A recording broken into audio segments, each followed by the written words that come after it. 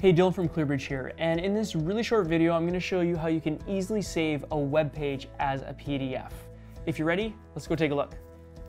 So the first thing you want to do is when you get to the web page that you want to save, you right click and choose print. Or you can hit Control P and that'll do the same thing. Once you do so, a print preview window will open up in your browser, and all you'll want to do is go to Destination and hit Save as PDF from the drop-down menu. Once you do that, you can configure all of your PDF settings and then hit Save at the bottom. Once you've done that, you can save the file on your computer wherever you choose. You just hit Save again and you're done.